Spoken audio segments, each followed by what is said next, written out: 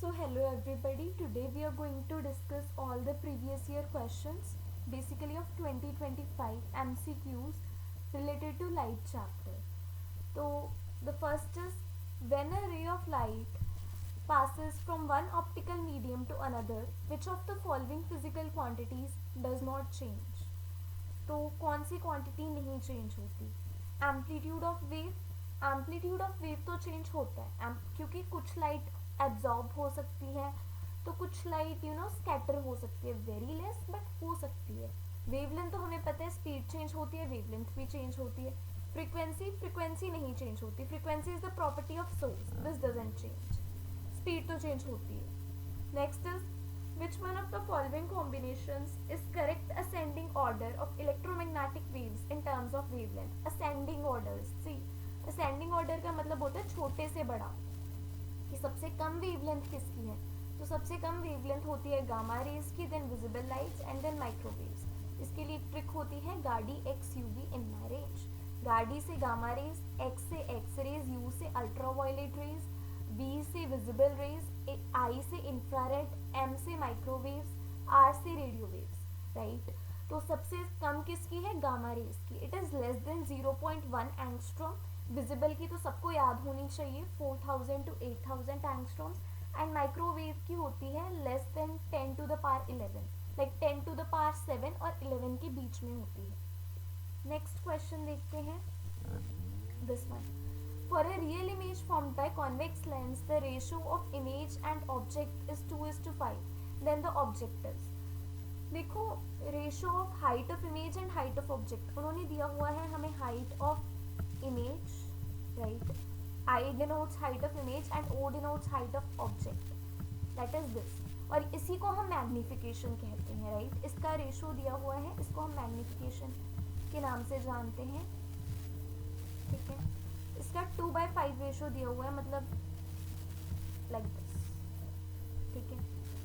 तो 2/5 इसका दिया हुआ है, इसका मतलब है, क्या मतलब है बेसिकली उनका? रियल इमेज है, कॉन्वेक्स लेंस है. देखो, कॉन्केव नहीं, उन्होंने ऑलरेडी दे दिया कि कॉन्वेक्स लेंस है भाई, रियल इमेज है. तो ऑब्जेक्ट इज, अब ऑब्जेक्ट कहाँ पे होगा? कॉन्वेक्स लेंस जब रियल इमेज बनाता है तो ऑब्जेक्ट कहाँ पे होता है? जब मैग्निफिकेशन कुछ होती है, लाइक मैग्निफिकेशन 2/5 हो. अब 2/5 को आप क्या लिख सकते हो? 0.4. जब भी मैग्निफिकेशन लेस देन 1 होती है, मैग्निफिकेशन जब भी लेस देन 1 होती है, इसका मतलब होता है that the image is diminished. Image diminished है. ठीक है. मैग्नीफाइड तो बनेगी नहीं. अब सबसे हम ऑप्शंस देखना शुरू करते हैं. बिटवीन ओ एंड एफ, तो ऑप्टिकल सेंटर और फोकस के बीच में जब होता है object in case of convex lens, तब तो इमेज ही हमारी वर्चुअल फॉर्म होती है, तो this would be wrong. Right. उसके बाद हम देखते हैं बियॉन्ड 2f. अब 2f के पीछे हमने रखा हुआ है, तो डिमिनिश्ड इमेज तो बनेगी, है ना. दैट इज वेरी श्योर कि डिमिनिश्ड इमेज बनेगी. चलो, इसको भी फिलहाल हम होल्ड पे रख लेते हैं. हमने ऑब्जेक्ट फोकस पे रख दिया, तो इमेज हमारी इन्फिनिटी पे बनेगी and it would be highly enlarged, बहुत ज़्यादा बड़ी बनेगी.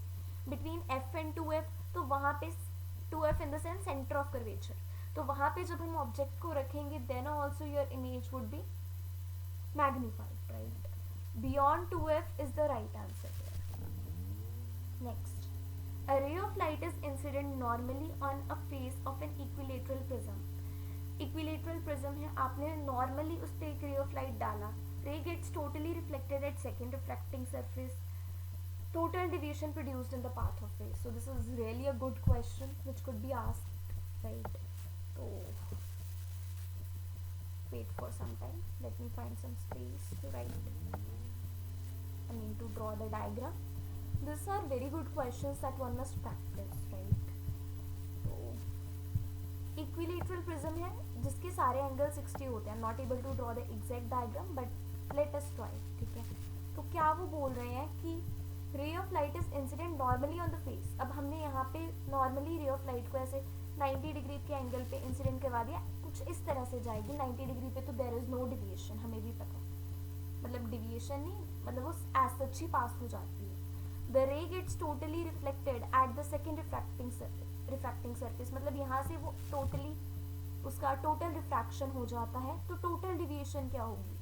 देखो 90 डिग्री पे हमने इंसिडेंट करवाई थी, यहाँ पे नॉर्मल बनेगी, ये 90 होगा, ये वाला एंगल भी 90 होगा, ये वाला 60 है तो ये वाला कितना हो जाएगा 30, राइट।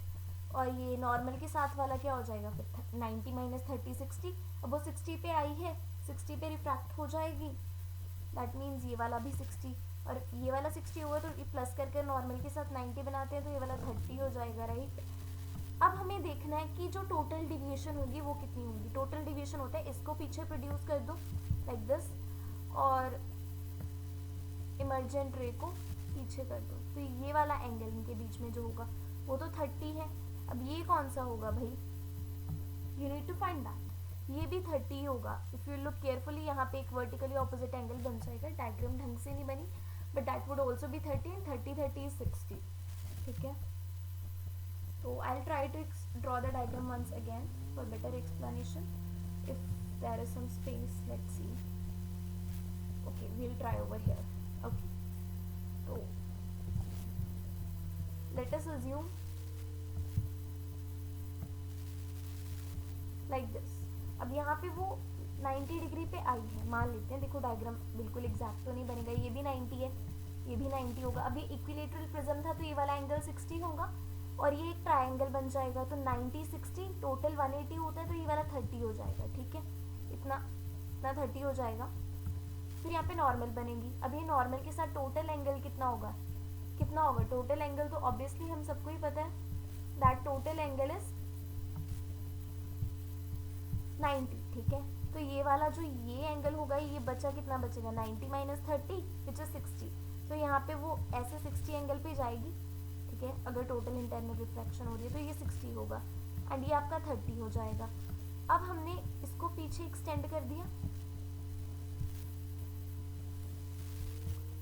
अब ये वाला जो एंगल था ये 30 था, ये एक वर्टिकली ऑपोजिट एंगल्स नहीं है दोनों। Let me use some other colour बताने के लिए किस चीज़ की बात कर रही हूँ मैं। तो यस, ये वाला एंगल एंड ये वाला एंगल ये वर्टिकली ऑपोजिट होंगे, तो ये वाला भी 30 हो जाएगा, ये वाला भी 30 हो जाएगा, तो टोटल डिविएशन 30 प्लस 30 60 हो जाएगी। You need to solve it in this way, right. तो